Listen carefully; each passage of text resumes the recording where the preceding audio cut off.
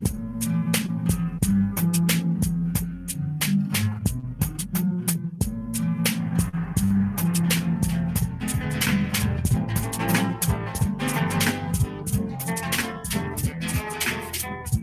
puedes pararte ahí frente a mí y decir que la verdad se negocia y que es la verdad para ti?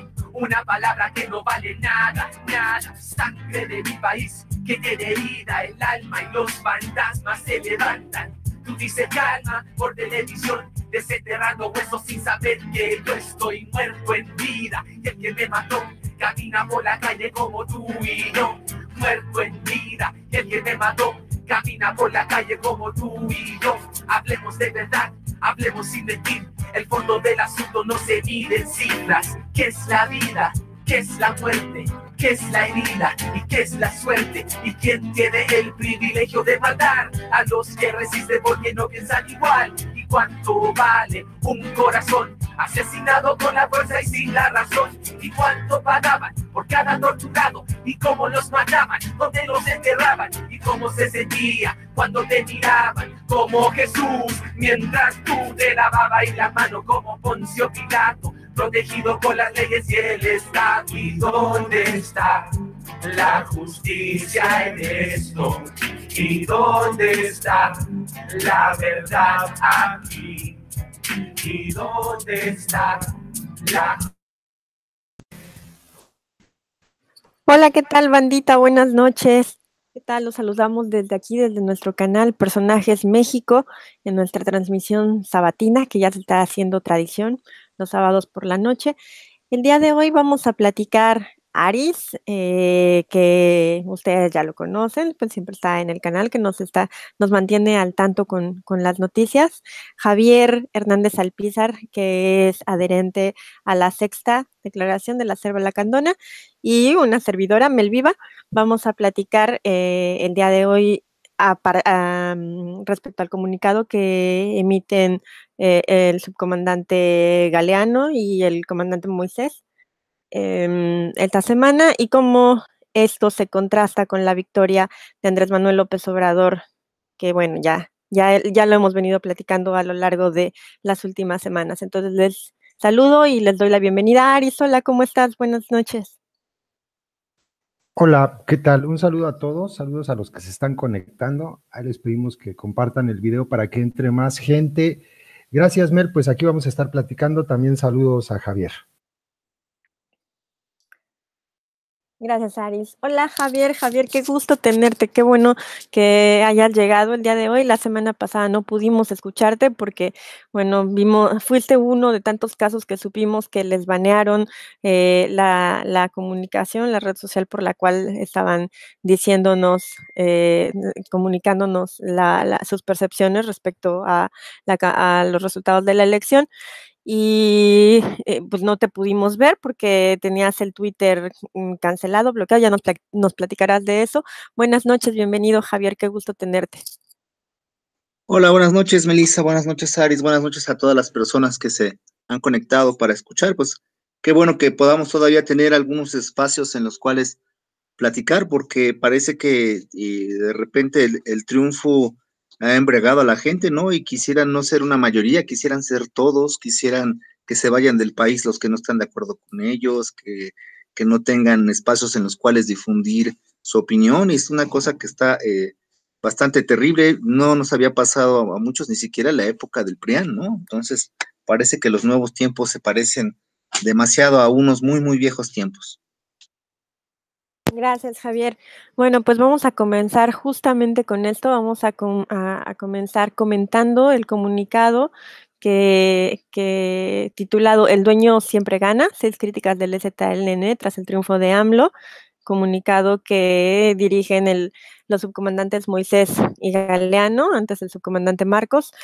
Pues vamos a empezar contigo, Javier, que eres el experto, para que nos platiques, nos des. Para los que no han leído el comunicado, les voy a poner ahorita el link en YouTube para que puedan leerlo, pero de todas maneras esperamos que Javier nos dé un resumen de dónde viene, de qué habla, cuál es la intención. Javier, por favor. Bien, pues los comunicados de los zapatistas normalmente lo que hacen es dar como un posicionamiento de toda la organización, ¿no? Independientemente de que lo firmen, en este caso, Galeano y Moisés, en realidad se trata de un posicionamiento, pues, de todo el zapatismo, y no solamente del ejército zapatista, sino también, pues, de las bases, de las juntas de buen gobierno, de los caracoles. Entonces, este es un posicionamiento que lo que básicamente dice es que el sistema no cambia, ¿no? Que en realidad esta metáfora que utilizan ellos, que es muy rural y quizá muy local, muy chiapaneca, de que hay capataces, ¿no? Que hay caporales, hay como este personal que administra la hacienda, ¿no? En términos así como muy porfiristas todavía, que administran la hacienda, que administran el lugar, este personal puede cambiar, pero que el dueño de la finca no cambia, ¿no? Entonces, mira, se discutía mucho cuando se utilizaron ellos esta idea de la hidra, de la metáfora de el monstruo de las muchas cabezas, y alguna gente decía, ¿y acaso López Obrador será parte de la hidra o qué será? Entonces, uno de los voceros civiles del zapatismo, que por cierto cerró su cuenta de Facebook, se hartó de las redes sociales, y en esa época todavía tenía, puso un mensaje muy claro, decía, no, la hidra a quien se refiere es a los grandes capitalistas, es decir, gente que tiene mucho dinero. Alfonso Romo, por ejemplo, sí puede ser parte de la hidra, digamos, él es un burgués, es una persona de la oligarquía, ¿no? De la oligarquía mexicana, gente como Slim, ¿no? Gente como el Tigre Azcárraga, gente como Carlos Salinas Pliego, gente como Harbelú, gente como Aramburu Zavala, gente como Bayeres, o los grandes burgueses internacionales, ¿no? Los capitales, básicamente, la gente del gran dinero, ¿no? Los tiburones de las finanzas, ellos son la hidra.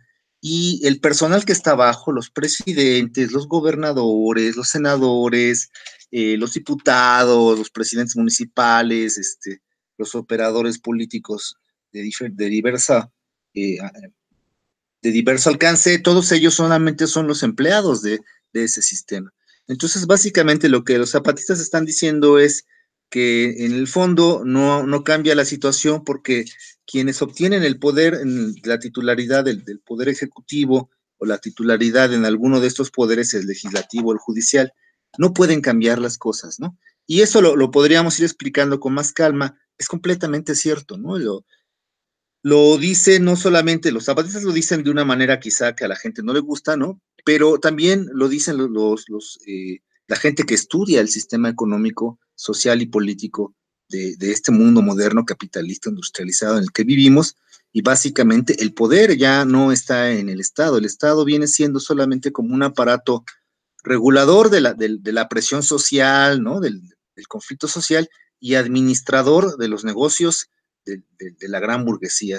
Viene siendo sobre todo, en lugar de ser como, por ejemplo, sería en tiempos del Estado benefactor, una defensa de la sociedad frente a la agresividad del mercado, el Estado en este tiempo es un defensor de los intereses del mercado frente a las demandas de la sociedad, de que quiere derechos humanos, derechos laborales y todas esas cosas que para el mercado son inaceptables. Entonces, básicamente los zapatistas están diciendo, el libre mercado siguen siendo los grandes capitalistas los que tienen el poder, por eso hablan de que tarde o temprano va a haber una decepción, porque las expectativas, incluso si intentan reducirlo a lo mínimo, como ya ahora hacen algunos y dicen, no le exijan grandes cambios, López Obrador no es un extremista, incluso esas mínimas expectativas, el capital y los mercados, como ellos dicen, van a tener la manera de arruinarlas y de hacer que no se puedan cumplir. Sería básicamente como la explicación, digamos, en términos ya no metafóricos del comunicado. Muchas gracias, Javier. Aris, en esta metáfora del fútbol que toman los subcomandantes Moisés y Galeano, por ahí oí a alguien comentar, ¿no? ¿Cuál balón? ¿Hay balón? ¿Tenemos balón? Se entiende, digo, es una metáfora y como tal puede estar sujeta a diferentes interpretaciones, pero se entiende que este balón es el poder, ¿no? Estamos jugando en el campo de quién. Ahorita nos plantea Javier, somos pues los más, contra los menos, pero los menos son los que son los dueños del balón, son los que tienen el poder en su mano. En esta metáfora que nosotros vemos, ¿cuál crees tú que sería un escenario en el cual las cosas realmente cambiarían? ¿Qué es lo que hay que hacer?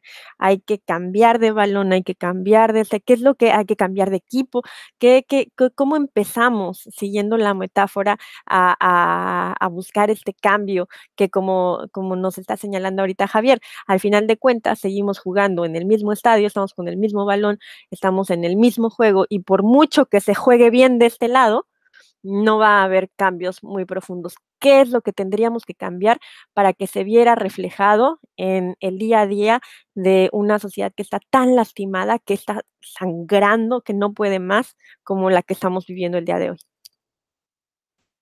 Pues el modelo económico, Meli, ese es el problema. Y fíjate qué curioso, porque antes de la elección, antes de que empezaran siquiera las campañas, cuando tú platicabas con la gente que sigue a López Obrador, les preguntabas, les pedías, a ver, haz un diagnóstico de país, y todos ellos saben cuál es el problema, ¿eh? O sea, todos saben diagnosticar al paciente, todos te dicen de pe a pa lo que le duele a México. Lo curioso es que ahora que ya López Obrador es presidente electo y que empezamos a ver que este modelo económico, que es en sí el fondo de todo el asunto, el fondo del problema, cuando tú les preguntas cuál es el diagnóstico de país, pues ya no dicen que sea eso. Entonces ya empiezas a escuchar justificaciones que sinceramente las leíamos en la derecha del PAN o a principios del sexenio de Peña Nieto. Entonces ya, por ejemplo, puedes escuchar o puedes leer que pues es que no puede ser tan malo, nada más con que se corrija el problema de la corrupción, ya te quedas pensando, a ver, espera, los problemas de fondo no están ahí, los problemas de fondo están en el modelo económico.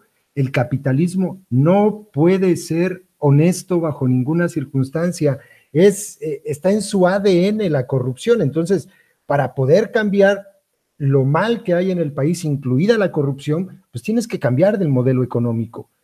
Y resulta que lo que hemos observado ya desde la campaña y desde que se empezaron a incorporar todas estas personas despreciables de esta oligarquía mexicana al círculo cercano de López Obrador, y ahora que los vemos que van a ocupar cargos muy altos, ¿no? Estamos hablando de Sánchez Cordero, ¿no? Por ejemplo. Hay cosas que la gente no sabe porque desafortunadamente no se toman la molestia de investigar un poquito. Y eso que teníamos por primera vez en la historia, Meli, le digo a la gente, teníamos por primera vez en la historia los nombres de las personas que iban a ocupar los cargos, o casi todos. Entonces, no se tomaron la molestia de investigar para quién trabajó en los últimos años la exministra Sánchez Cordero. No lo vieron. O sea, ¿ustedes creen que puede venir algo bueno de una mujer que después de haber contribuido a tantos años de impunidad desde la Suprema Corte de Justicia de la Nación y que después se va a trabajar como consejera del Consejo de Administración de Banorte, al lado de Hank Rong? ¿Ustedes creen que puede haber ahí de verdad garantía de que esta señora no va a estar representando intereses privados del mismo modelo neoliberal? Estamos hablando de Hank Rong, estamos hablando de un banco en el que se lavan miles de millones de dólares de los cárteles, sobre todo en ese lado del noroeste mexicano. Olga Sánchez Cordero, así es. Y este tipo de cosas son las que nos hacen pensar que mientras no se cambie el modelo, mientras se siga permitiendo que gente de este tipo esté en los cargos más altos del país, ya ahorita mencionaban a Alfonso Romo, ¿no? De la burguesía mexicana, un hombre, por cierto, hijo, no, sí lo tengo aquí. El día de ayer, ahora que hay oportunidad, les voy a compartir para quienes no estuvieron en la transmisión de ayer, unas infografías que nos ayudaron a hacer por ahí, y que explican un poquito de quién es en verdad Alfonso Romo. Entonces, Alfonso Romo, toda su vida ligado a casos terribles de corrupción, de influyentismo, un capitalista, pero sí de pe a pa, y ahora resulta que va a ser, pues hagan de cuenta, no, de hecho es el presidente de facto de México, ¿no? El electo es López Obrador, y, y nada de esto nos avisora que pueda haber un cambio de modelo económico. Yo estoy convencido de que no va a cambiar nada en México mientras no se trate de dar un verdadero giro hacia otro lado que no se acerque a todo esto que le ha hecho tanto daño a todo el pueblo de México. No hay nadie de los que estamos ahora, de los que vayan a escuchar después, nadie de nosotros ha sido excluido del daño que le ha hecho el capitalismo. A nosotros, a nuestros papás, a nuestros abuelos, me vino a la mente, les comento algo rápido, porque tiene que ver. Mi madre tenía una tienda de abarrotes. Cuando en el año 94, ¿se acuerdan ustedes del error de diciembre del 94-95? Bueno, mi madre fue a comprar esa mañana que devaluaron el peso cosas para su tienda. Mi madre se regresó a su casa llorando, porque el dinero que llevaba ya no le alcanzó para comprar nada. Entonces, todos nos hemos visto afectados por el modelo económico, todos, de alguna manera. Ahorita nada más fue un ejemplo, pero todos. Y mientras no se acabe eso, pues no va a pasar nada. Te dejo ahí el micrófono, Meli. Gracias, Aris. Pues sí, el modelo económico es algo muy discutido, es una cuestión de fondo, es una cuestión sumamente complicada que además él mismo pareciera que se está resquebrajando, ¿no? Recordemos que hace unos años todas las políticas de los diferentes países tendían hacia la globalización. Y hoy vemos, empezando por Estados Unidos, que tienden a la nacionalización. Entonces, ¿es eso bueno o malo? Bueno, por sí mismo no será bueno ni malo, ¿no? Habrá que verlo en contexto y analizarlo, pero definitivamente una cosa de la que sí podemos estar seguros es que el modelo actual nos ha tenido en una situación en la cual ya no nos podemos sostener más, ¿no? Y que es uno de los primeros mensajes que lanza este comunicado.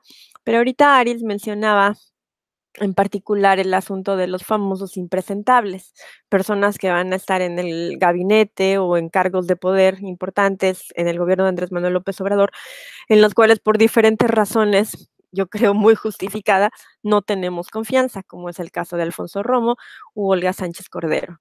Entonces, a motivo de este comentario que hace Aris, antes de darle el micrófono a Javier, me gustaría leer el punto 3 de El dueño siempre gana, del comunicado de los zapatistas, que dice lo siguiente: el cambio de los políticos de un partido a otro, comúnmente llamado chapulineo. En las tribunas, algunos intercambian análisis, que si viste que los contrarios cambiaron de camiseta en el medio tiempo y que ahora festejan la victoria quienes iniciaron el encuentro con un uniforme del equipo rival, que el árbitro, siempre el árbitro vendido, ahora sí cumplió porque la victoria del equipo todo lo limpia y todo lo enaltece. Es el punto 3, refiriéndonos a que se refiere el comunicado a este famoso chapulineo, que es de este chapulineo de donde vienen estos innombrables, de donde vienen los impresentables, de donde vienen estas personas que tanto se han criticado, en su mayoría del PRI o del PAN, uno que otro ahí del PRD. Pero ahorita tú hablaste de 2 y de la infografía que estuvimos compartiendo de Alfonso Romo, pero me gustaría todavía tenemos, digo, no vamos a acabar si los discutimos uno por uno, ¿no? Tenemos, por ejemplo, el caso de Esteban Moctezuma Barragán, ¿no? Que estuvo con Ernesto Zedillo, que fue secretario general del PRI y que hoy en día va a ser el tan prometido secretario de Educación, que va a devolverles a los maestros la dignidad laboral y las condiciones, o sea, las promesas que les vendió, ¿no? En esta elección el magisterio jugó un papel muy importante, todos lo sabemos, y esta persona, Esteban Moctezuma Barragán, es quien va a ser el secretario de Educación de Andrés Manuel López Obrador. Me gustaría, Javier, que ya sea acerca de Esteban o de alguien que te gustaría comentarnos, ¿no? Discutir el perfil. Creo que en el caso de Esteban también estuvo involucrado en los acuerdos de San Andrés, y hay por ahí también una historia que tú nos digas sobre estos impresentables, sobre este punto 3 del comunicado zapatista. ¿Qué es lo que piensas, lo que te gustaría compartir con la audiencia? Adelante, Javier. Bien, yo hace poco escribí un texto que proponía como un ejercicio, ¿no? Un experimento mental, como les llamaba Einstein, de hacer una hipótesis y pensarla, ¿no? Entonces decía, imagínense por un momento, pongan entre paréntesis a Andrés Manuel López Obrador. Supongan que en realidad lo que pasa es que están Alfonso Romo, solamente Alfonso Romo como presidente, que es de hecho el que ya está ejerciendo funciones, y todo ese gabinete que mencionas, ¿no? Esteban Moctezuma, Villalobos, por ejemplo, ¿no? Que es el personero de Monsanto, y todos, incluso que la gente considera positivos, ¿no? En cargos muy menores como Nestora o como el Mijis, ¿no? Este muchacho cholo que ganó una diputación. Y si ese fuera el equipo, ¿no? Y además, Romo saliera a declarar todas las cosas que ha declarado, que México va a ser un paraíso de la inversión financiera, que en adelante van a gobernar atendiendo solamente al valor del peso y no van a valorar o no van a tomar en cuenta las encuestas de opinión. Eso ya pasó, eso ya era en la etapa electoral, ahora ya no. Que entonces van a gobernar de acuerdo con el libre mercado, que van a respetar la autonomía del Banco de México, van a respetar a todos los intereses de la iniciativa privada, que prácticamente las reformas estructurales se van a quedar, una que era bandera muy importante del López Obrador, que es la de petróleo, por ejemplo, ¿no? Que ya se dijo, no se va a tocar, solamente se van a revisar algunos los contratos, pues, pero la privatización no se echa para atrás. La reforma educativa, la cual se dice que va a haber una consulta, pero desde antes de consultar, Moctezuma dice, yo sé que los maestros no tienen problema con que los evalúen, ¿no? Y eso que no los ha consultado aún. En fin, si fuera todo este discurso, con Romo como presidente, con ese equipo, con los diputados que ganó el Partido Encuentro Social, y con todo este discurso abiertamente neoliberal y abiertamente cada una de las expectativas que se hizo la gente, ¿no? La gente circulaba memes en los que se imaginaban a López Obrador volviendo a nacionalizar el petróleo y poniéndose a la altura de un Lázaro Cárdenas. La gente circulaba memes en los cuales todo este esquema neoliberal se echaba para atrás. Y justamente lo que Romo dice es, esto no existe. Si no fuese López Obrador, sino Romo, el presidente, y ese equipo, las críticas que hasta ahorita han sido marginales, las que han pedido que no incluyan a Mondragón, las que han pedido que no incluyan a el secretario que va a ser del IMSS, Germán Martínez, las que han impugnado que Villalobos esté en la Secretaría de... serían unas críticas ferocísimas.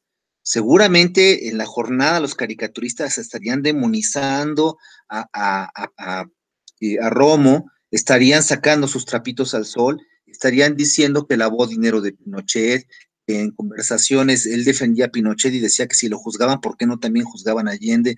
Estarían exhibiendo sus vínculos como simpatizante del Opus Dei y los Legionarios de Cristo. Estarían diciendo que él financió a Carlos Salinas de Gortari y también financió a Fox, y estarían denunciando que este es un gobierno del PRIAN, que es un gobierno neoliberal y que alguien los debe sacar de ahí. Estaría el grito en el cielo. Y la gente en las redes sociales los estaría ridiculizando y los estaría criticando. Y quien fuese crítico de este gobierno no le tirarían su página, no lo insultarían, al contrario, lo aplaudirían. Dirían que es una persona inteligente, que es una persona democrática, que todo está muy bien. En realidad, Romo no tendría el carisma para que la gente aceptara y se tragara todo este programa neoliberal. Lo curioso es que si tú a esta pequeña escena imaginaria pones a López Obrador como muñequito del pastel hasta arriba, todo cambia. Y entonces la gente se modera y dice, no sea.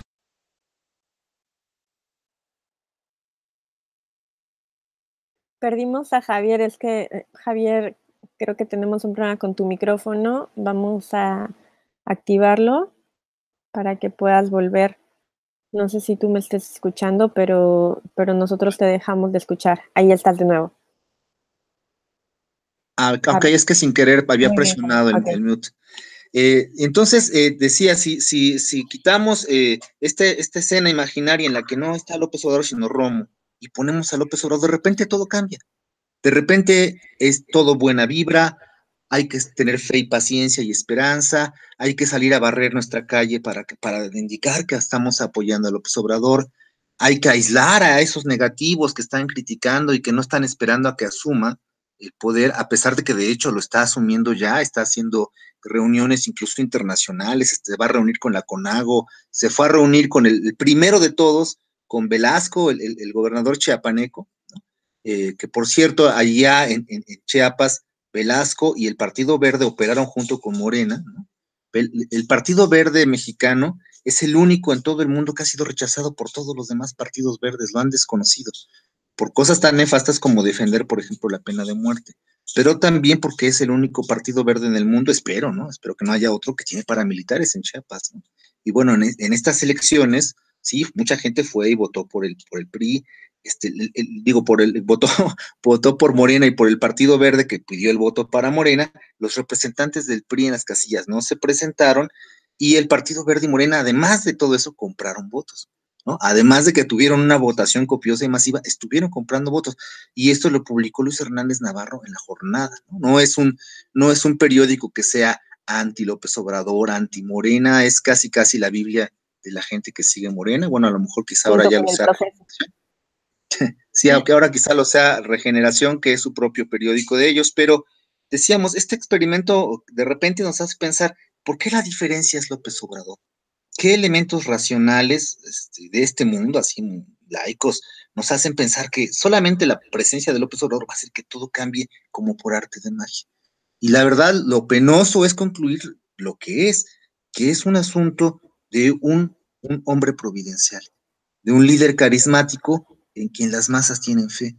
Y a lo mejor no es tan difícil de entender, o sea, después de 2 sexenios de guerra, de tantas víctimas y de que la gente ya había identificado a sus verdugos, que eran el PRI, el PAN y el PRD, de repente que viene alguien, una persona de edad, un poco como lo que decía hace rato, ¿no? Y con quien se puede identificar cálidamente. Y los seres humanos somos así, estamos buscando no quien nos golpee, sino quien nos ofrezca una esperanza. Y lo peor de todo es que en realidad, dado ciertas, así mínimo de premisas como la autonomía del Banco de México, por ejemplo, que le va a impedir manejar el valor del peso frente al dólar o cualquier política monetaria, y que además puede contrarrestar cualquier intento de inversión pública para aumentar el empleo, porque el empleo genera inflación. Entonces los que ellos van a decir, no queremos inflación, vamos a retirar el circulante o van a tomar medidas antiinflacionarias que van a echar a perder cualquier intento de López Obrador de mejorar la condición de la clase trabajadora. El respeto a 43 tratados de libre comercio. Nosotros sabemos del Telecán, porque fue el primero y es el más importante, porque es con Estados Unidos y es el que se ha hablado que se va a renegociar. Pero además de ese hay otros 42 con diferentes países del mundo. La pertenencia a la Organización Mundial de Comercio, a la OCDE, a todos los compromisos con el Banco Mundial, con el FMI, es decir, ya no hay soberanía. Lo que López Obrador va a tener que hacer es alinearse y hacer lo que está haciendo, ofrecer una patrulla fronteriza que controle la migración de centroamericanos hacia Estados Unidos, ofrecer una serie de medidas que además ya habían sido diseñadas desde la época de Salinas, de Zedillo, de Fox, ¿no? De Calderón, del propio Peña Nieto, no echar para atrás ninguna reforma y entonces por eso refugiarse y fetichizar esta idea de la corrupción, como si el dinero que van a rescatar de la corrupción permitiese realmente mejorar la economía del país. Pero combatir la corrupción es incluso una idea perfectamente compatible con los empresarios y con el neoliberalismo, porque por supuesto se van a sanear las finanzas del Estado, pero nadie va a cuestionar ni va a tocar la desigualdad y las ganancias del gran capital. Esas son simplemente intocables, porque no pasan por las urnas. Toda esta arquitectura financiera, neoliberal, toda la economía no pasa por las urnas. Entonces, y eso no es exclusivo de México, además no lo estamos inventando. Ha pasado en muchos otros lugares y por eso los gobiernos de izquierda han terminado decepcionando, porque no tienen ya todos los elementos en la mano para poder cambiar la situación. Y mientras no podamos democratizar esas instancias que son las económicas, ¿no? Clinton en un debate lo dijo de manera retórica, ¿no? Le dijo a su contrincante, es la economía, estúpido, porque realmente ese es el renglón, o sea, mientras no podamos tocar la economía el resto pues será simple y sencillamente un poco de wishful thinking, ¿no? Un poco de echarle buenas ganas. Podría ser el lema de este gobierno: vamos a echarle ganitas. Bueno, nos platicaste de muchísimas cosas, entonces, retomando solamente dos puntos de lo que estás diciendo respecto a esta forma de pensar que una persona tiene el poder, que de pronto se ve tan místico, se ve tan oscuro, tan raro, de arreglar las cosas con la pura voluntad de querer hacerlo. No, es verdad que hay algo en la naturaleza humana que pareciera que nos empuja a querer creer, a querer pensar, a querer pensar que las cosas van a salir bien. Y es algo muy natural. Y conectándolo con lo que estamos hablando del comunicado que lanza el EZLN, la gente de Andrés Manuel se indigna, los defensores se indignan y dicen que el EZLN los está llamando tontos, que la forma en la cual se critica a Andrés Manuel, el cómo llegó a la presidencia, el cómo ha presentado sus ideas, el cómo ha formado este gabinete que ya estamos discutiendo en esta mesa, el llegar a decir las cosas, es decir, que ese 53% de votantes que votaron por Andrés Manuel López Obrador son tontos, son estúpidos, no saben lo que hacen y ya aquí ya se volvió una dialéctica confusa porque entonces uno lo que les quiere decir es no, nadie te está diciendo que seas tonto, lo que se te está diciendo es sé autocrítico, reflexiona, está bien, deseas con todo tu corazón, muy bien, justamente en favor de tu deseo de que las cosas cambien, de que Andrés Manuel sea el soñadísimo presidente que va a traer la paz, que va a traer la estabilidad económica, que va a traer el bienestar al país, es necesario saber cómo, porque no va a pasar por arte de magia, porque no es una cuestión de buena vibra, ni es el elegido es algo que requiere saber cómo se va a hacer, no solamente creer que se va a hacer, sino saber cómo se va a hacer. Entonces, la crítica que se hace, el comunicado del Ejército Zapatista de Liberación Nacional, los que hemos estado con el dedo en el renglón, los que señalamos el pasado de Alfonso Romo, de Esteban Moctezuma, los que estamos tratando de comunicar esta idea, lo que estamos diciendo no es, hey, todos ustedes que votaron para Andrés Manuel son estúpidos, son una bola de ingenuos. No, lo que estamos diciendo es, ok, ya lo hicieron, qué bien que lo hicieron, qué bien que cambió. Ojalá o sea, yo creo que en lo personal, y creo que ustedes compartirán el sentimiento y mucha gente lo compartirá, mi deseo no es que el país se vaya a la mierda con tal de que yo tenga razón. O sea, mi deseo no es poder salir el día dentro de 6 años y decir, miren, yo tenía razón y Andrés Manuel estaba haciendo las cosas mal. Claro que no. Yo también, como tú, Javier, como tú, Aris, y como mucha gente, queremos que le vaya bien al país, queremos que salga adelante, queremos que lo que estamos diciendo es, hay que fijarnos en los cómo. Y muchos de los cómo que está proponiendo Andrés Manuel, por experiencia y prácticamente por deducción lógica, se ve que no van a llevar a ese bienestar, a esa justicia social y a esa paz que es lo que estamos buscando. Entonces, ese es un punto que yo he tenido muy presente a lo largo de la semana, que la indignación, así como toda fue una campaña violenta en el debate con los defensores de Andrés Manuel López Obrador, en este momento es eso, es los zapatistas y la gente como nosotros, ¿no? La gente como Aris, la gente como yo, que señalamos estas cosas, estamos tratando de estúpidos a los que votaron por Andrés Manuel y la verdad es que esa no es la intención. Entonces es algo que sí quería yo dejar claro.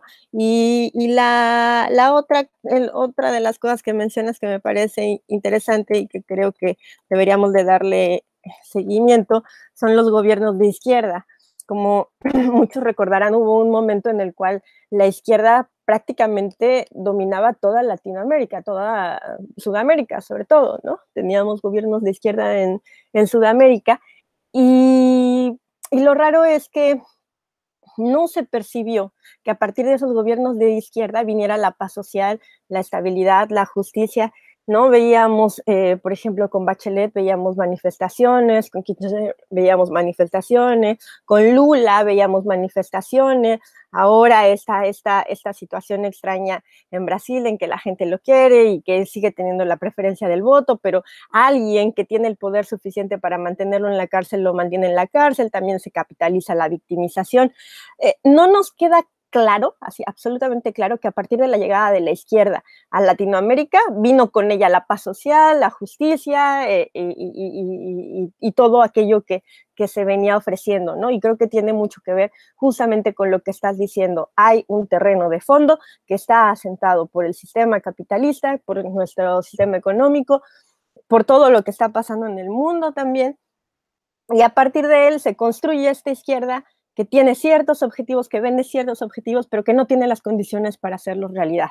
Entonces, yo me preguntaba hoy, justamente pensando en los casos de América Latina, ¿qué va a pasar con Andrés Manuel López Obrador? Porque no solamente son esas condiciones, no solo es ese sistema económico, sino que ahora hay otras cosas. Trump ha hecho diferencias, ha llevado a cabo diferencias para mal, para bien, sobre todo para mal, pero sí hay diferencias en cuanto al contexto. Y además, a diferencia de otros países de Latinoamérica, pues nosotros tenemos a los gringos al ladito. Entonces, no hay ni cómo, ¿no? Cualquier cosa que les pase nos llega a nosotros el rebote.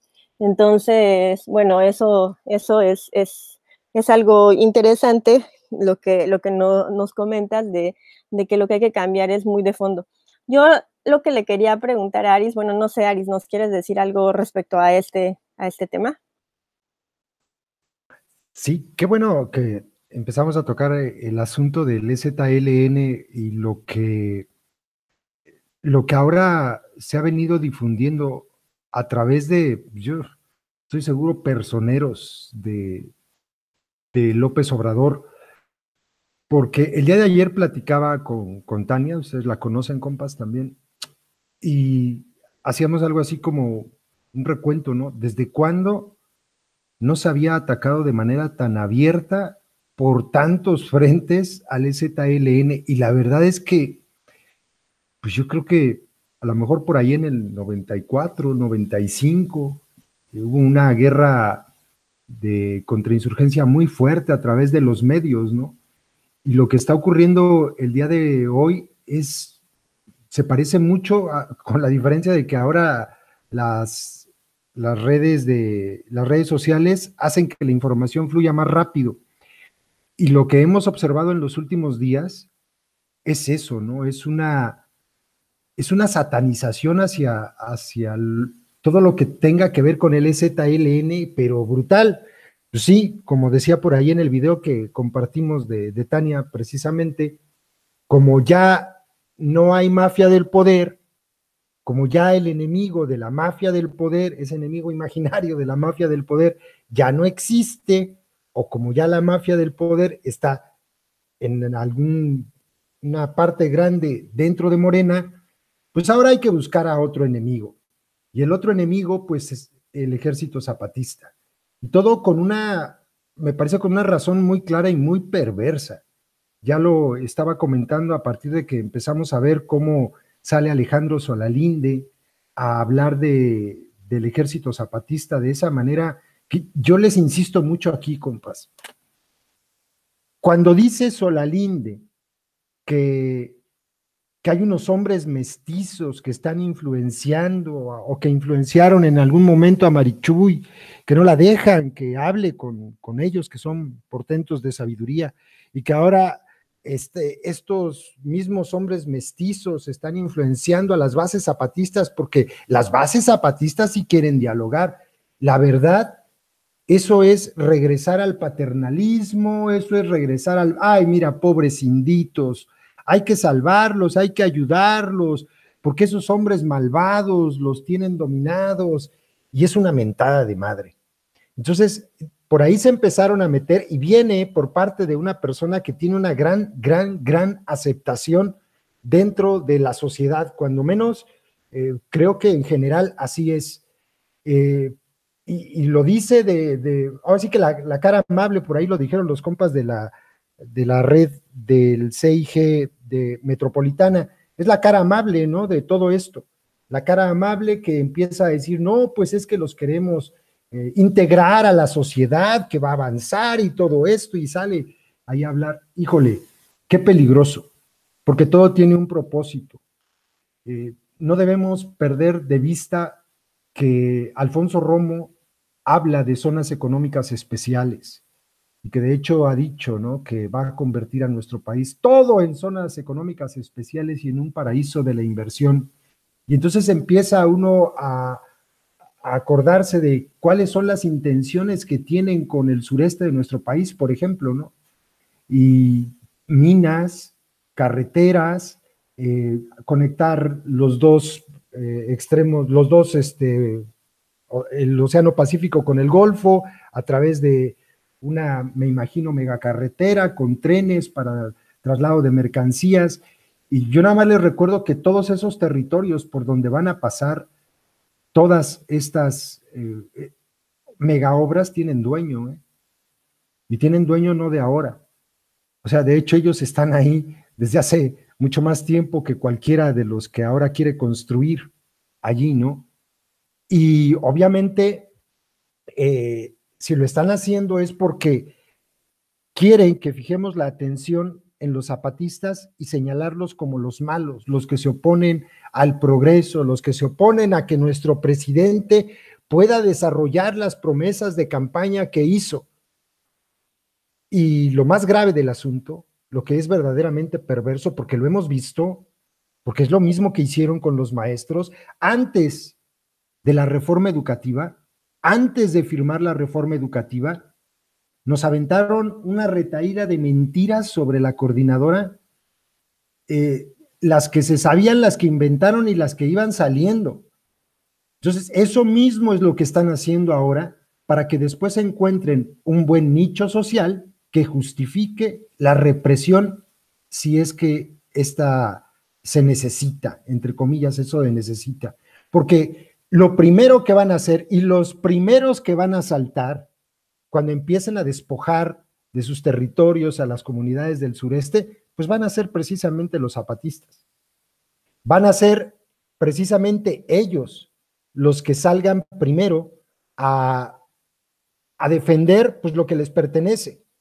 No es casualidad que estemos viendo todo este tipo de ataques de personas como Alejandro Solalinde, de muchos que le siguen el cuento, de personas como este chivo en aparador del que hablábamos el día de ayer y su video de López Obrador en la Harley, ¿no? De López Obrador, no de Marcos en la Harley, no. Y tampoco de Omar García y de mucha gente que en este momento se lanza contra los zapatistas como si ellos fueran los malos. A ver, ¿por qué? O sea, la pregunta es, ¿por qué a fuerza tiene que hacerle el Ejército Zapatista de Liberación Nacional una caravana y muchas reverencias a López Obrador si no les gusta? O sea, tiene que ser a fuerza. Entonces, toda esta campaña, que es muy importante tratar de contrarrestar, tiene un fin. Y es precisamente ese. Y es muy, muy delicado. Ahí dejo el micrófono, Mel. Muy bien, gracias, Ari. Es que bueno que traes a colación este tema, porque le podemos darse, es buen momento para darle seguimiento a algo de lo que hemos venido hablando cada semana desde que hacemos estas transmisiones, que es el tema de la violencia. Porque decíamos, ¿no? Mientras haya violencia, cualquier otra cosa que se prometa, que se pronostique, no tiene sentido, ¿no? Necesitamos ponerle un alto a la violencia. Estamos de acuerdo, por un lado está esa cuestión del sistema económico, es algo mucho más complicado que va mucho más lejos, pero lo cierto es que no podemos seguir viviendo en este ambiente de violencia. Entonces, me permito retomar el punto número 4 del comunicado zapatista, que dice: el olvido de las víctimas de la violencia en México. La gente no se pregunta cuántos muertos, sino de cuál tipo eran sus seguidores. Más allá, en ese otro rincón oscuro, una mujer ha sido agredida, violada, secuestrada, asesinada, desaparecida. Pero, vamos, es solo una mujer, o una anciana, o una joven, o una niña. Los medios, siempre en sintonía con los tiempos que corren, no preguntan el nombre de la víctima, sino si portaba su playera de tal o cual equipo. Acerca de la violencia, nos regalas tu opinión, Javier. ¿Qué es lo que, el punto, en particular el punto 4 del comunicado, qué es lo que nos puedes decir tú respecto a esto? A lo mejor ahora sí que a lo mejor lo que voy a decir va a sonar un poco duro y no les va a gustar. Ya vi por ahí en el chat que hay algunas personas antizapatistas que manejan toda esta mitología de que supuestamente los zapatistas son solamente una pantomima generada por el PRI. El problema es que cuando una sociedad ha sufrido tanto como la sociedad mexicana, 2 sexenios de horror, ¿no? De muertes, de desapariciones, al grado tal que ya ni siquiera importó que fueran asesinados los candidatos a presidencias municipales, nadie habla de eso, a grado tal que nos acostumbramos a la violencia. El dolor que la gente siente no necesariamente la purifica, ¿no? Muchas veces ese dolor se vuelve un resentimiento que en realidad, más que buscar aliviarse viendo quién le ha causado ese dolor y de dónde viene esa violencia, lo descarga contra alguien más débil que ellos. Entonces, como ahora ya se tabuó la idea de lucha de clases y de explotación, porque López Obrador ya explicó que eso en México prácticamente no opera, que aquí el problema es la corrupción y no la explotación. Como bien decía Aris, ahora ya la mafia del poder no son los enemigos, son con quienes están de luna de miel. Y como ahora ya la burguesía no puede ser el blanco de las iras, más allá de ciertos chistecitos sobre Peña Nieto, sobre Calderón, porque les van a quitar su pensión, entonces ahora ¿con quién se va a descargar esa ira? Se tiene que descargar contra los menores, los más débiles, las minorías, contra los que perdieron, son a los que hay que aplastar, son a los que hay que correr del país ahora mismo. ¿Cuándo se van? Hoy o el lunes. Y los zapatistas resultan el blanco ideal. La contrainsurgencia contra los zapatistas comenzó con Salinas mismo. Salinas de Gortari, una de las primeras declaraciones que hizo cuando todavía no había incluso alto el fuego en Chiapas, lo pueden ver en el video Zapatistas que hizo la jornada. Lo que dice es eso, dice, hay unos pobres indígenas que tienen causas reales, tienen motivos para enojarse, pero están manipulados por una élite de profesionales de la violencia. Esa idea de Salinas de Gortari es...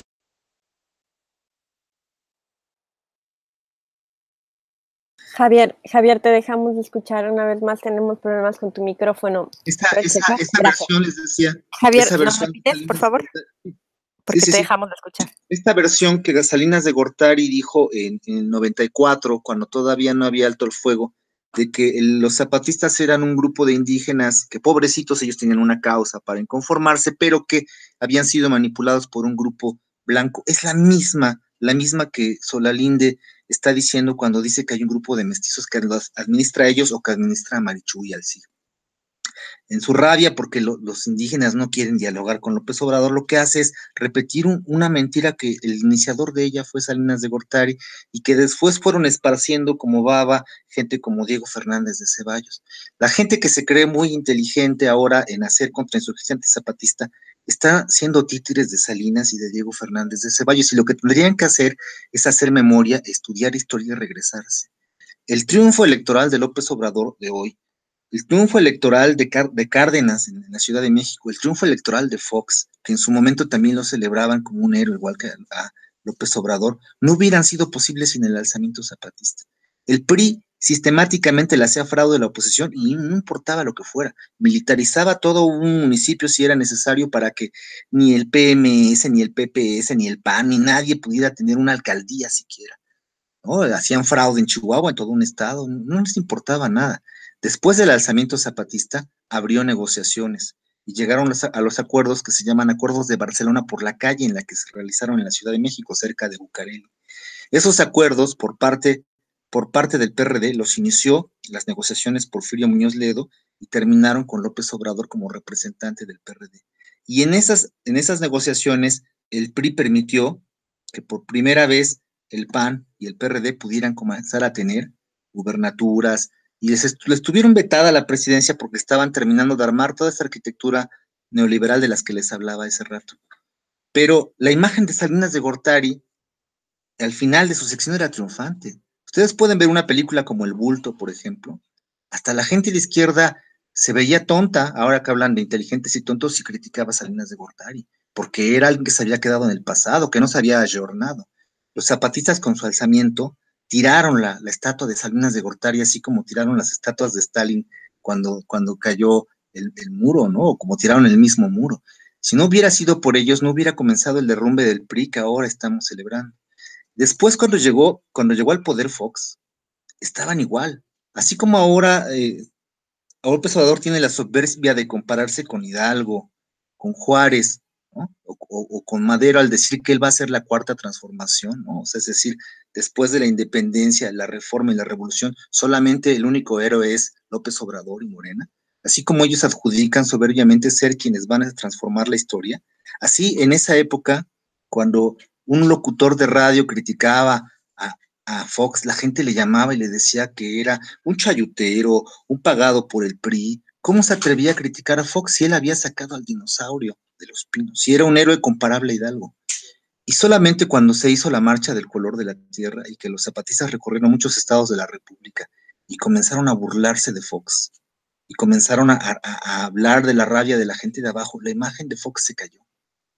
Es decir, el zapatismo y otros movimientos de abajo, como a los que están en el CNI y ahora en el SIG, pero no solamente ellos, muchos otros, como la gente de Atenco, que ahora se están burlando de la gente de Atenco, le están diciendo que por qué no le reclamaron a Peña Nieto. La gente de Atenco paró a Fox, fue de la gente que logró que Fox no impusiera el aeropuerto.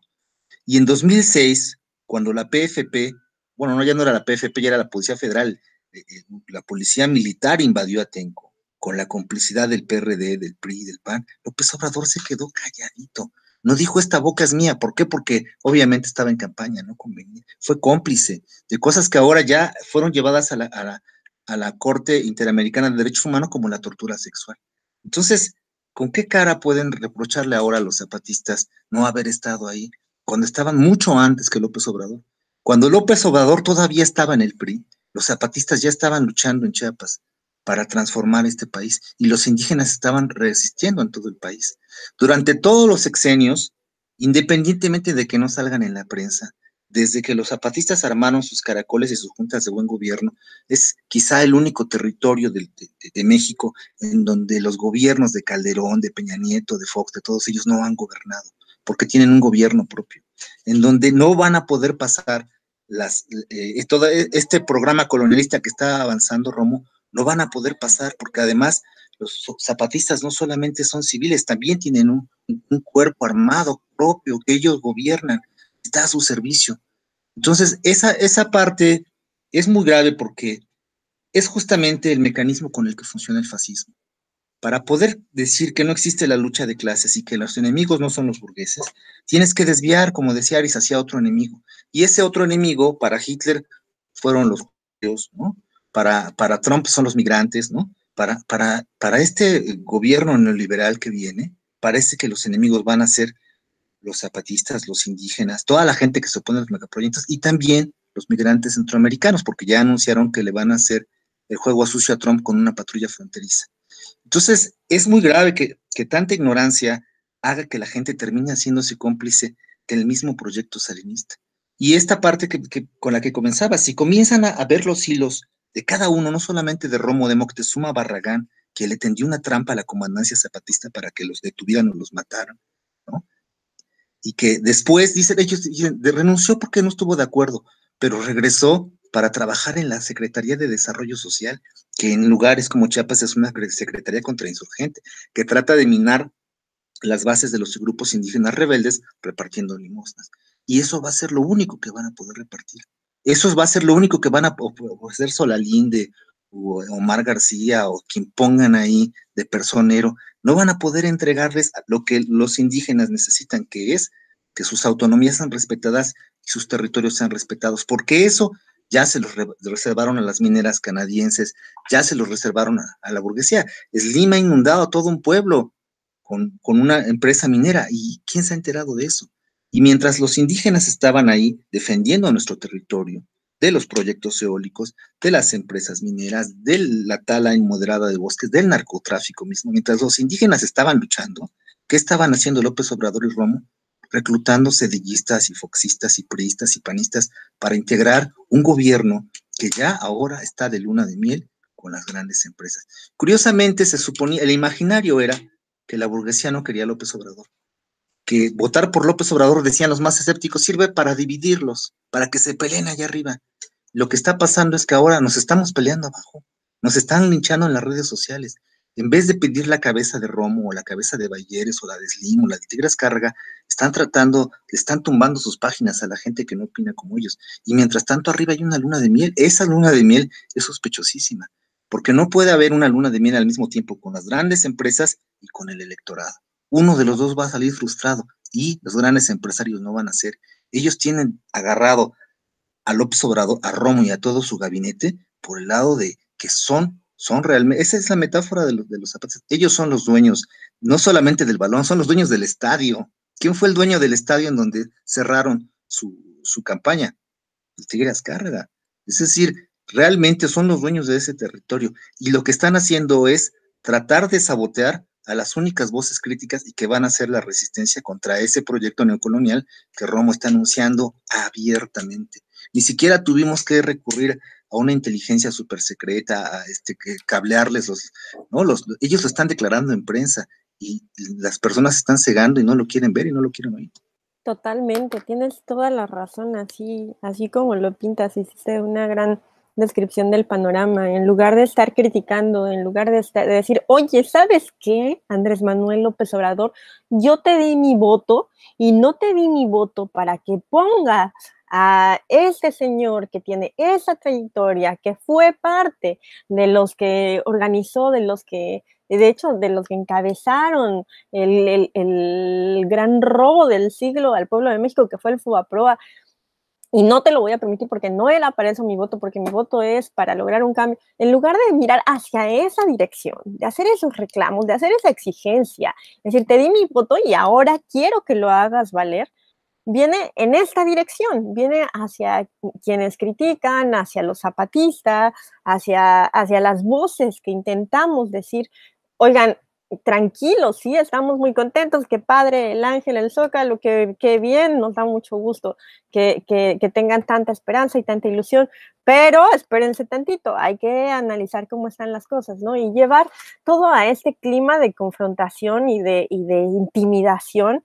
hacia las voces críticas. Fíjate, ahorita tiene 12 minutos, me llega un tweet que dice, es respuesta a la infografía de la que hablaba Aris hace ratito de Alfonso Romo, diciendo qué clase de personaje es. Me dice, I am Caturlegui, me dice, tienes toda la razón, Melviva, gracias por sacarnos del error, por enfrentarnos a la realidad de que nadie, absolutamente nadie, va a poder sacar este país adelante. De mi parte, chinga tu madre por tu eterna amargura y voy en contra que me tienen hasta la madre.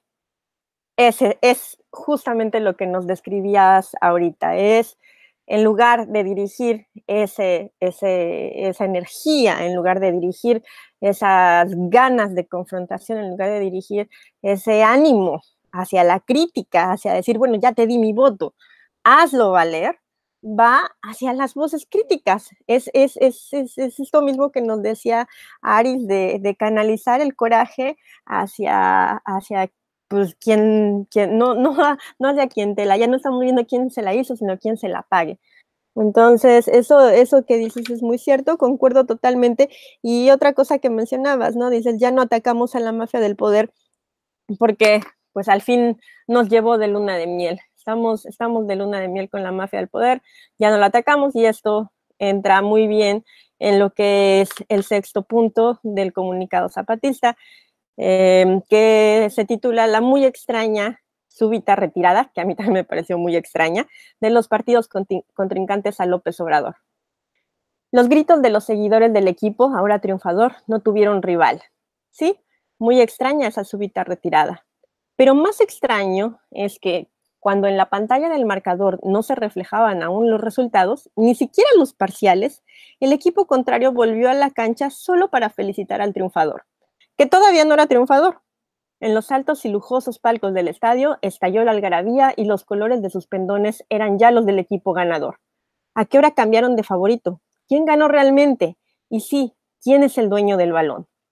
Y recuerdo muy bien que me llamó la atención que a unos días de la elección sale este grupo de gobernadores panistas a decir que ellos van a trabajar con quien sea que gane la presidencia, o sea, dándole antes de la elección y unos días antes de la elección, dándole la espalda a su propio candidato y favoreciendo de manera, el que ni siquiera se puede decir velada, a Morena, ¿no? Que tienen que trabajar con quienes, bueno, sí, eso lo sabemos, pero salir públicamente a decirlo, hacer un grupo que tenía el nombre este del Guam, que se hicieron llamar, es como, bueno, pues sí, ¿no? Ya no estamos contra la mafia del poder porque pues ya nos llevó de luna de miel.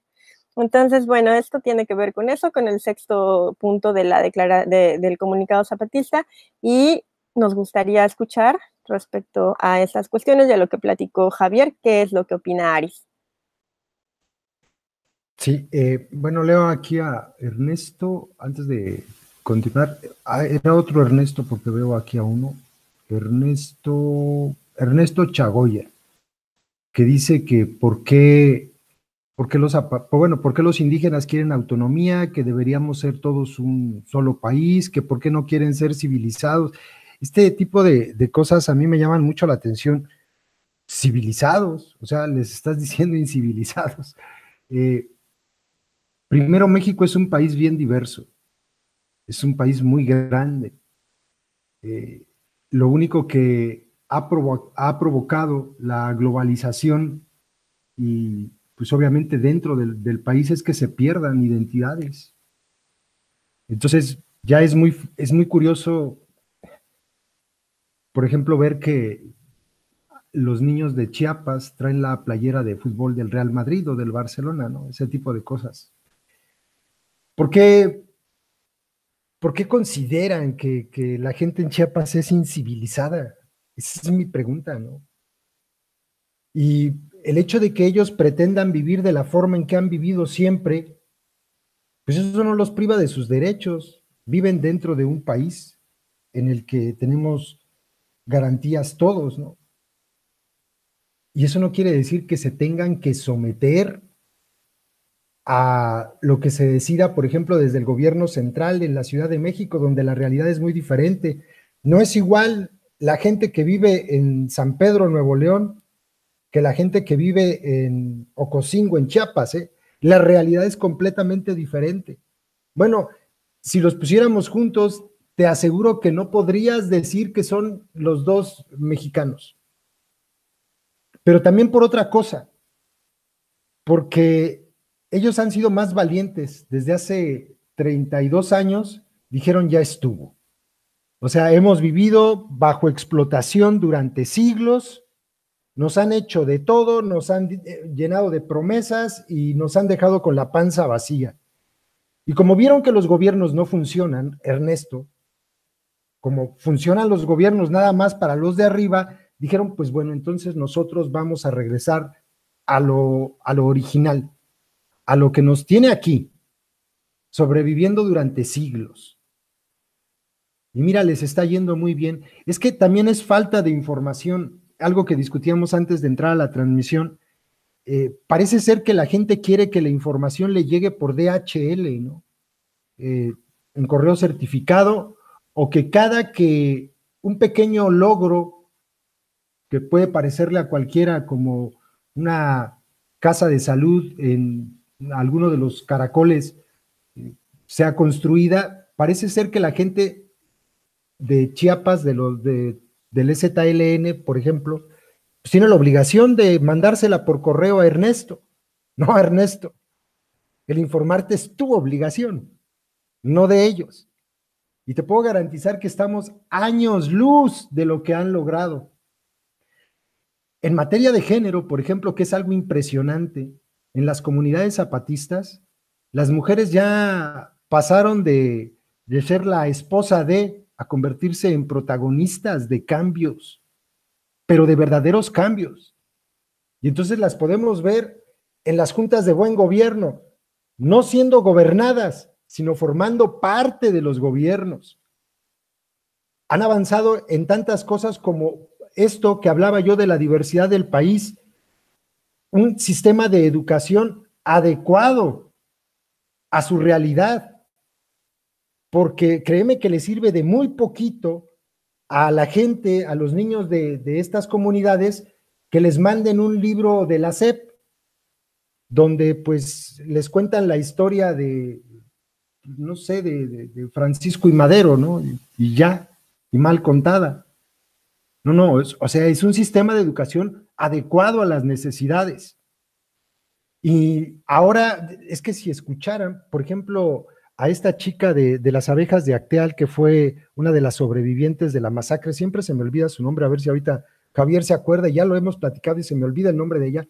Carajo, es que hay que escucharla para darse cuenta que no es ni para nada incivilizada, como le llaman, que no, bueno, pero que se le desparrama la preparación que tiene. Entonces, yo, no es que veo otra pregunta que escribe Ernesto, me dicen que están mejor incluso que muchos mexicanos, entonces ya para qué luchan, ya, bueno, pues para que se queden ahí sentados y para que llegue un Alfonso Romo y engaña a los demás mexicanos con sus proyectos de zonas económicas especiales y para que les pasen encima la aplanadora. O sea, se deben quedar callados en lugar de defender sus derechos, sus modos, sus orígenes, sus formas. Parece que lo que quieren, no, es que hay que defender la diversidad. Y esa diversidad también enriquece a México y hay que entenderlo. O sea, nosotros somos un país muy rico en eso. Ahora, si quieren que todos seamos parecidos a los de la colonia Narvarte, pues que nos digan, ¿no? Y nos vamos todos a la colonia Narvarte y ya. Y ahí nos ponemos todos a tratar de convivir como todos los de la colonia Narvarte y verás que pasada una o dos generaciones vamos a ser todos parejitos. No, al contrario. Infórmense de verdad de lo que se ha logrado en las comunidades, sobre todo los pueblos que pertenecen al CNI. Infórmense. Porque primero no son incivilizados, quítense esa palabra es colonizadora, hombre. O sea, fue lo que pasó cuando llegaron los españoles a nuestro país y dijeron, ay, mira estos pobres indios, ellos no tienen caballos ni cañones, vamos a civilizarlos. O sea, es una palabra de ese tipo, ¿no? Y lo peor del caso es que ahora lo estamos repitiendo nosotros contra nuestra propia gente.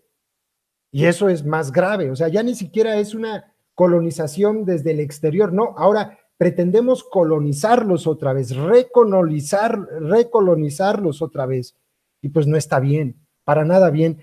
Ahora que mencionaba Mel sobre esta situación del comunicado y cómo ha provocado la violencia, ¿no? Por parte de la gente que siente que fueron trastocadas sus fibras más sensibles porque pues esos indios que no tienen ni derecho se atreven a señalar a nuestro futuro presidente. Yo me quedo pensando, caray, y entonces, o como lo que le escribieron, ¿no? Entonces, ¿qué quieren? Que nos quedemos callados.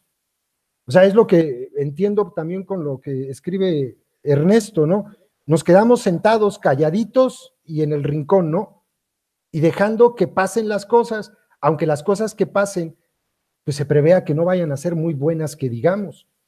Vi ya para terminar, Mel, retuiteaste algo, yo leí el tuit, fue de Monero, ¿no? Del Monero Hernández, que decía que ahora, de Patricio, exacto, perdón, sí, que decía algo así como, ahora para ser periodista independiente, tienes que estar de acuerdo con todo lo que diga López Obrador, que no es exactamente al revés. Digo, yo ahí lo dejo. Pues sí, esa es la situación que estamos viviendo ahorita, por ejemplo, en el mismo hilo de la conversación de la infografía de Alfonso Romo, después de este comentario que les leí, comenta una chica que conozco de Twitter, más o menos ferviente admiradora, seguidora de Andrés Manuel López Obrador, Y dice, la madre de Mel no tiene la culpa de nada, no le faltes hacia el respeto. Ella está equivocada, sin duda. Simplemente no le creas. Esa visión absurda y pesimista es ridícula. Nadie con 5 gramos de cerebro le creería al subcomediante. Y lo que me llama la atención es que no hay ninguna opinión, no hay ninguna, no estoy, es un tuit en el cual no comparto nada. De hecho, lo que yo escribo es ¿quién es Alfonso Romo? Y lo que dice abajo es socio empresarial de Pedro Aspe, privatización de la banca Fobaproa, impulsor del Plan Puebla Panamá. Digo, ustedes lo estuvieron compartiendo, ustedes saben cuál es el contenido de la infografía. Mecenas de pederasta Marcial Maciel, Legionarios de Cristo, financió la campaña de Salinas de Gortari, sexenio en el que debutó en Forbes con una fortuna de $1.000 millones, dueño de Seminis, empresa de producción de semillas e investigación agrícola, vendida en 2005 a Monsanto, lavó dinero de Pinochet, planea hacer de México paraíso de zonas económicas especiales. No hay ningún juicio de valor en eso, son solamente datos brutos que se dan. Y la respuesta de la gente es, ¿por qué le habríamos de creer al subcomediante? No le creas, están equivocados, chinga tu madre, voy en contra. Algo que ni siquiera es opinión, sino es una compilación de datos, de hechos, que son comprobables. Entonces, eso me trae a la mente lo que comentaba al principio de la transmisión, Javier, sobre esta famosa posverdad. Cuando algo se vuelve verdadero, solamente a partir de estarlo repitiendo, y el hecho que está relacionado con la proposición que lo describe deja de ser relevante para el valor de verdad que se le atribuye a la proposición. Entonces, bueno, nada más para como ejemplo y que se sume a esto que dice Ernesto y a lo que les decía del tour anterior y a lo que nos decía Javier también. Javier, ya nos queda poquito tiempo, nos quedan unos 10 minutitos para terminar. ¿Nos quieres decir algo más respecto al comunicado, respecto a la relación que se entabla ahora con Andrés Manuel? ¿Cómo se reconfiguran los diferentes equipos que están en este juego involucrados? Bueno, a ver, primero una pregunta, ¿cómo me escuchan? Porque yo los estaba escuchando yo. Perfecto.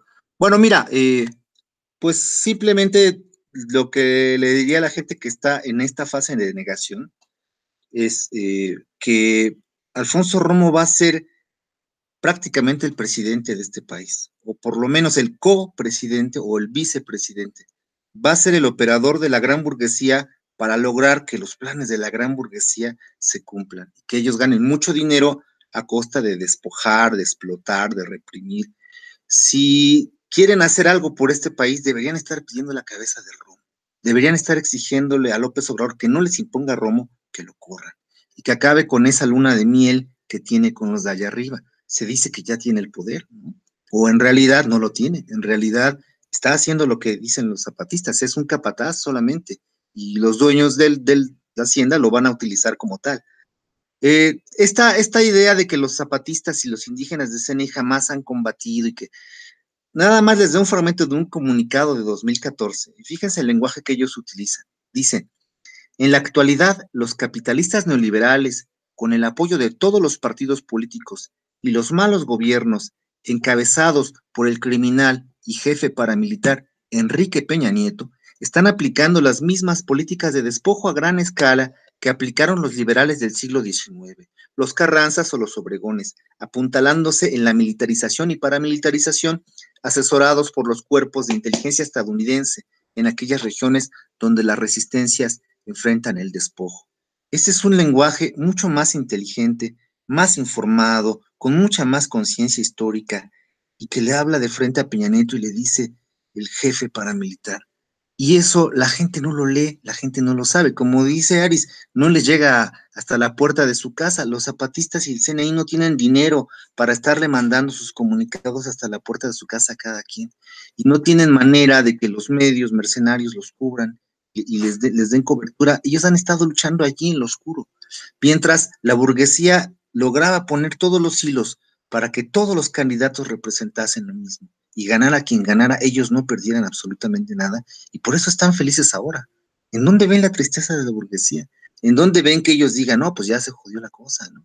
El problema es que si no salimos de esta fase de negación y seguimos en este irracionalismo de la posverdad y del piensa positivo y del no seas negativo y no eches mala vibra, y si nuestro lema va a ser solamente vamos a echarle ganitas y vamos a barrer nuestra banqueta, la burguesía tiene todas las bolas consigo. Hizo una carambola de 3 bandas. Tiene ahora unos administradores mucho más eficientes de lo que fueron Calderón o Peña Nieto. Tiene ahora a un líder carismático que la gente va a defender hasta con los dientes de cualquier crítica. Y tiene el campo abierto para atacar a los zapatistas, a cualquier comunidad indígena, a Atenco, a los maestros disidentes, a quien quiera que se oponga a sus reformas estructurales. Perdón, eso no lo habría logrado ni con Calderón, ni con Peña Nieto, ¿no? Es decir, un operador político así no lo tiene ni Trump, para parafrasear el lenguaje que utiliza López Obrador. Ni Trump. La burguesía ahorita debe estar celebrando con champán. Ganaron de todas, y mientras no reconozcamos esa derrota y sigamos en ese supuesto triunfalismo de tratar de incluso bloquear sus páginas a quien no nos guste porque no quiere decirnos lo que queremos oír, entonces la burguesía va a tener 6 años de gloria y los 6 años que siguen van a ser de miseria para nosotros. Ya desde ahora, cualquiera que se informe lo suficiente comenzaría por decir, tengo que pasarme a la resistencia.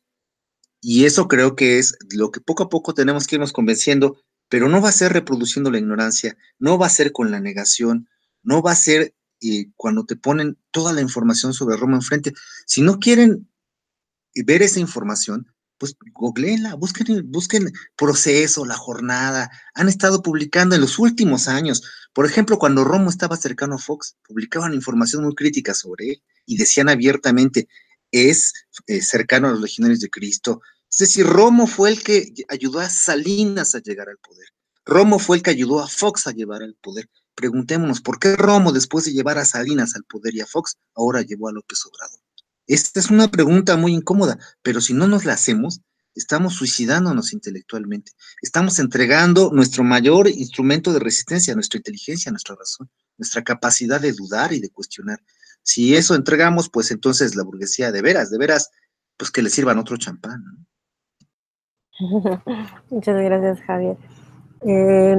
Aris, entonces estas voces críticas, los zapatistas, el Consejo Indígena de Gobierno, todos estos que estamos amargados, que nos oponemos a ver la luz, a ver la realidad, utilizando esta misma terminología que han elegido los seguidores de López Obrador, jugando en este mismo discurso. ¿Tú qué crees? ¿Se va a terminar el optimismo López Obradorista? Y si se va a terminar, ¿cuándo y cómo? Pues sí se va a acabar, aunque obviamente lo van a defender hasta el último día del sexenio, pero cuando empiecen a sentir que las cosas no cambiaron para como ellos lo imaginaron, indudablemente va a haber gente que diga, chin, me volví a equivocar. O sea, eso va a pasar cuando empiecen a ser tocados intereses personales, ¿no? Alguien por aquí escribió algo muy curioso, yo no quiero que mi casa sea expropiada para que pongan una multinacional. Pues sí, es que parece ser que solamente cuando nos toca, ¿no? En nuestras propias carnes es cuando nos sentimos ahí sí agraviados, y yo creo que eso es una posición muy cómoda. Pues que se jodan a los de Atenco, al fin y al cabo, que yo vivo en Chihuahua, o sea, a mí qué me interesa lo que pasa en Atenco, ¿no? No, esa es una posición muy cómoda porque en algún momento se va a necesitar de apoyo de todos esos a los que hoy estamos señalando. Lo que pasó el día de ayer cuando viene estos señores gringos, ¿no? Se reúnen con López Obrador. No quiero compararlos, son situaciones distintas, pero me impresiona lo que ocurrió en Inglaterra, ¿eh? O sea, sí se dieron cuenta, llegó Donald Trump y había decenas de miles de personas ahí protestando contra Trump. Llegan estos señores a México y lo que alcanzaron a decir fue, ya se dieron cuenta, lo van a ir a visitar hasta su casa de campaña. Puta, ¿y eso qué? O sea, estamos hablando de que fueron a leerle la cartilla, esa es la realidad. O sea, fueron a decirle, mira, las cosas van a ser así y por más que le muevas, no van a ser de otra forma. Y no hubo protestas, ¿no? Estamos hablando de gente del gobierno de Estados Unidos de los más altos niveles, ¿no? Y A esa comitiva, tan rápido, un paréntesis, a esa comitiva, de hecho, la habían recibido muy mal en otros países, la recibieron muy mal en Corea del Norte, por ejemplo. claro, Mientras aquí estaban así súper emocionados, de, vinieron a ver a López Obrador hasta su casa de campaña, yeah, ¿no? Cuando la percepción es muy diferente desde otros países. claro, y a estas mismas personas en México, pues como está la luna de miel, pues dijeron, ay, miren, van a verlo hasta su casa de campaña, wow, cuidado. Por aquí también decía, no es que la agarremos con Ernesto, pero es el que está comentando en este momento en relación a este tema. Quítense también, por favor, la idea de la cabeza de si entonces seguro quieren que regrese el PRI y el PAN, a ver, ¿qué parte de la transmisión no se entendió? Es que aquí lo único es que cambiaron al monito del pastel. No es un gobierno de izquierda, está rodeado de gente que representa a la burguesía mexicana, a los políticos neoliberales de siempre. Su gobierno está lleno de sedillistas, su gobierno va a estar lleno de gente de Fox, los Lino Corrod y todas estas personas. Entonces, en realidad, cuando dicen quieren que llegue, quieren que regrese el PRI y el PAN, pues no, pues si van a estar ahí, nada más que ahora tienen como representante a López Obrador, pero ellos son los mismos, los dueños del balón son los mismos, esos no han cambiado para nada. Y por último, quisiera comentar también que a mí me pasó algo muy curioso para que vean cómo despreciamos lo que ocurre en nuestro país, nada más para que vean. Eso de la honestidad de López Obrador lo pongo en duda, Ernesto, pero ya lo hablaremos otro día. La verdad que López Obrador no es honesto. Punto. No es honesto. La corrupción política no solamente es robar, la corrupción política abarca como unos 7 u 8 delitos y en muchos de ellos, por supuesto que López Obrador ha incurrido. Por supuesto que sí. Pero bueno, a mí me pasó algo muy fregón nada más para que vean cómo despreciamos lo que tenemos en casa. Y esto se lo he contado aquí a algunas personas que lo han escuchado en el canal. Cuando yo estuve viviendo en Holanda, me causó mucha extrañeza porque acababa de suceder.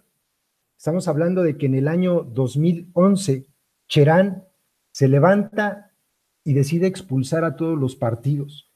Entonces yo estuve en el 2012, a principios de año, estaba allí en Holanda y me encontré a un holandés y medio hablaba, un poquito hablaba español y no sabía ni pronunciar Cherán, ¿no? Pero quería hacerme entender, porque yo le dije que yo era de Michoacán y él identificó, ¿no? Que era Michoacán, lo relacionó con Cherán y le parecía como una maravilla, o sea, él me lo pintaba tan bonito. Yo ya había ido a Cherán a ver lo que había pasado, pero descrito desde un europeo que tiene otra visión de las cosas, no desde un michoacano que fue a ver lo que ocurría, tiene mucho peso, ¿eh? O sea, él me decía que habíamos logrado, así decía, que ustedes lograron lo que deberíamos hacer todos los países del mundo, desaparecer a los partidos. Y él me lo contaba así, ¿no? Entonces yo eso se los he platicado aquí en el canal porque es algo que a mí me dejó bastante impresionado, cómo desde fuera, no solamente lo que ha hecho Cherán, no solamente lo que ha hecho el CNI, que resonó mucho fuera de México y ahora con la vocera y el CIG, sobre todo los zapatistas que tienen redes en todo el mundo, ¿no? En todo el mundo. Yo nada más para concluir, dejo ahí sobre la mesa que se me hace de muy mala leche que quien apoyó para que y no nos arrepentimos, quien apoyó para que la eurocaravana que vino de Ayotzinapa a Europa siempre se basó en las redes zapatistas. Entonces ahora que Omar salga a atacar de esa forma al EZLN, me parece de muy mala leche, porque acá, y de todo corazón lo hicimos, apoyamos para que viniera él, don Eleucadio y Hernán, en representación de lo que estaba pasando, de lo que había pasado allá en Ayotzinapa. Y pues no se vale. Fueron las redes zapatistas las que organizaron la Eurocaravana. Ahí lo dejo, Meli. Sí, duele muchísimo ver esta división, este sesgo. Como yo me quedo con lo que decía Javier, están mirando hacia otro lado, o sea, ver a la gente de Ayotzinapa mirando hacia los zapatistas, ¿no? Para atacar, para tacharlos, vamos a utilizar esta misma figura de amargados, de no son los Contreras que simple y sencillamente no quieren y nos están llamando tontos por haber votado por López Obrador. Duele profundamente ver algo así. Y a raíz de esto, y bueno, muy brevemente, porque ya estamos por concluir la transmisión, pero Javier, ¿te merece alguna opinión que haya sido anunciado Alejandro Encinas como el que será ahora el encargado, entre otros asuntos, del caso Ayotzinapa? ¿Tienes alguna opinión al respecto? Bueno, en realidad el problema no es quién esté, el problema es que entre lo que se alcanza a ver es que entre los acuerdos a los que llegaron para permitir que López Obrador fuera elegible es la impunidad de los que ya quedan. El caso de Ayotzinapa, si se investigan las líneas que debieran seguirse, involucraría al ejército, ¿no? Y López Obrador no sería capaz de tocar al ejército. Ya tuvo ese problema cuando fue gobernador en el Distrito Federal en aquella época, con el asesinato de Digna Ochoa. No investigó nada, ¿no? Culpó a Digna Ochoa, dijo, ella se suicidó, ¿no? Ese caso está en la Corte Interamericana de Derechos Humanos y si prospera, algún día López Obrador tendrá que ir a declarar a la Corte Interamericana de Derechos Humanos lo mismo que Bernardo Batis, y van a ser acusados de denegación de justicia. De denegación de justicia Digna Ochoa, y eso significa haber protegido a los reales asesinos. Si no se atrevió a tocar en esa época a los asesinos de Digna Ochoa, jamás yo creo que se atreva a tocar. Y espero equivocarme, por supuesto, porque es muy doloroso para los padres que no sepan la verdad sobre sus hijos. Pero otra cosa que es también, además muy sospechosa, es la presencia de Solalinde. Solalinde fue el primero que esparció la mentira que después Murillo Karam intentó hacer pasar por verdad histórica. Fue el primero que quiso que los padres aceptaran que sus hijos estaban muertos y habían sido quemados en el basurero de Cocula. Esto es lo que ya demostró el Comité Internacional que es falso. Primero usaron a Solalinde para esparcir ese rumor en prensa. Después usaron a Rigoberta Menchú para que también dijera que ya los padres aceptaran la verdad. Y cuando ninguno de ellos les funcionó, porque los padres dijeron, no, nosotros queremos investigar y que se nos den pruebas racionales, científicas, ¿no? Ellos sí no se están llevando por el tenemos fe, etcétera. Entonces, al final Murillo Karam tuvo que decirlo él y decir que era la verdad histórica, y es una gran mentira histórica. Entonces, a mí ya no me sorprende la actitud de Solalinde o de Omar, ¿no? Que estén tratando de hacer contrainsurgencia a los zapatistas. Si tú eres mediador, obviamente no te pones a hablar mal en prensa de la gente con la que quieres dialogar. No te pones a filtrar lo que conversaron telefónicamente. Imagínense que ustedes y yo platicamos, ¿no? En privado, y después yo voy y publico y me dijeron, Aris me dijo esto y Melissa me dijo, entonces, ¿con qué cara vuelvo a hablarles, no? Eso no es un oficio diplomático. El papel que está jugando Solalinde es el de golpear a los zapatistas y golpear al CNI, golpear a Menchú. Y está perdiendo el prestigio que había ganado como defensor de los migrantes. Ahora Durazo anunció que va a haber una patrulla fronteriza para detener a los migrantes centroamericanos. Es decir, desde antes de que vinieran a leerle la cartilla, ya López Obrador se estaba portando bien y le estaba diciendo a Trump, yo voy a ser tu sirviente, te voy a hacer el trabajo sucio. Los migrantes centroamericanos ya no te van a dar problemas, yo los voy a detener aquí. Se supone que Solalinde es defensor de derechos humanos de los migrantes. ¿Alguno de ustedes ha escuchado esta boca es mía de Solalinde? Ha dicho, Oye, ¿qué pasa con Durazo? ¿Qué pasa con esa patrulla fronteriza? Parece que ya defender derechos humanos es cosa del pasado de Solalinde y ahora pues es cosa de decir que López Obrador es su pastor.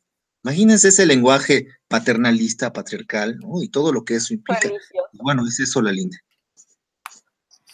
Tienes toda la razón, concuerdo totalmente. Aris, un último comentario que quieras compartirnos y le damos una vez más el micrófono a Javier para ya cerrar la transmisión. Pues breve, ¿no? El caso de Alejandro Encinas, pues es recurrir, ¿no? A los cartuchos quemados. A ver, hasta donde yo me acuerdo, Alejandro Encinas era del PRD malo, ¿no? O sea, el PRD se volvió tal y tal y tal y tal cosa, por eso me voy a salir del PRD para crear mi propio partido. Porque perdió la elección, Alejandro Encinas pierde la elección interna que se hace contra los chuchos, justamente contra Jesús Ortega, y si no mal recuerdo, la que iba de suplente como candidata para la dirección del PRD era Alejandra Barrales. Cuando Alejandro Encinas pierde la dirigencia del PRD, Barrales se hace más hacia los chuchos y Encinas se va hacia el lado obradorista, pero sí, es un perredista también de toda la vida. Pues pero sí, no era tanto de los malos, entre comillas, no era de los, entre comillas, de los malos. Así, a lo que me refiero es que cuando López Obrador anda en campaña, pues todos los partidos son malos, menos el de él, ¿no? Y del PRD habló pestes, ¿no? Pues ahora resulta que en el gabinete, además de priistas, panistas y todo lo que termina en istas, pues también los perredistas. A mí, Alejandro Encinas, y fíjense, va a llegar a derechos humanos, a derecho, él se va a tener que enfrentar, Alejandro Encinas, se va a tener que enfrentar con toda la serie de violaciones de derechos humanos que ocurran a partir del día 1 de diciembre. Y yo me pregunto, ¿en serio va a tener él la capacidad de resolver tantos problemas? Yo lo dudo muchísimo, no se me hace buena idea. Creo que hay gente dentro de las propias bases de Morena que podría ocupar ese espacio y hacerlo de mejor manera. Entonces, de la mano de Mondragón y Cal, ¿no? Solalinde de Derechos Humanos y Seguridad, Mondragón y Cal.